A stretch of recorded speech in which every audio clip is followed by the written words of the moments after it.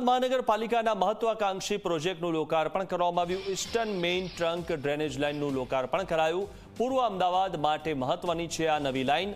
81 કરોડ 40 લાખના ખર્ચે તૈયાર થઈ છે આ લાઇન અને પાણી ભરાવાની સમસ્યાનો હવે અંત આવશે। પૂર્વ અમદાવાદની ડ્રેનેજના પાણી બેક મારવાની વર્ષો જૂની સમસ્યા હવે હલ થશે તેવો તંત્ર દાવો કરી રહ્યું છે। 1600 મિલીમીટર વ્યાસની વિશાળ પાઇપલાઇન નાખવામાં આવી છે। આરોગ્ય મંત્રી ઋષિકેશ પટેલ અને સહકાર જગદીશ પંચાલે લોકાર્પણ કર્યું અને પૂર્વ અમદાવાદના કઠવાડા, નિકોલ, રામોલ, વિંઝોલ, ઓઢવ સુધીના વિસ્તારને આનો ફાયદો થશે। વરસાદી અને ડ્રેનેજના પાણીના નિકાલની 5 લાખથી વધુ લોકોને સીધો આનો ફાયદો થશે।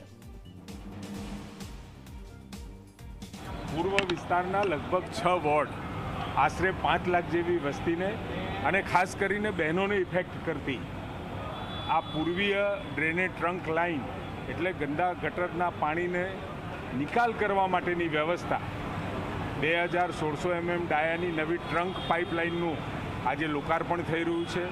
5 લાખ જેવી વસ્તી કે જે આ સમસ્યાથી ઝઝૂમતી હતી એ તમામ લોકોને આજથી જે ડ્રેનેજમાં બેક મારતું હતું પાણી એ બંધ કરી અને હવે સુચારુ રૂપે આખી ડ્રેનેજની વ્યવસ્થા ચાલુ રહે એના માટે મેયરશ્રી અને અમારી એએમસીના અને સાથે જગદીશભાઈનો પણ આ વિસ્તાર છે એ તમામ લોકોને એક સમસ્યા જે હતી એને સુખરૂપે હલ કરવા માટે હું મેયરશ્રી અને આખી ટીમને કોર્પોરેશનને ખૂબ અભિનંદન પાઠવું છું।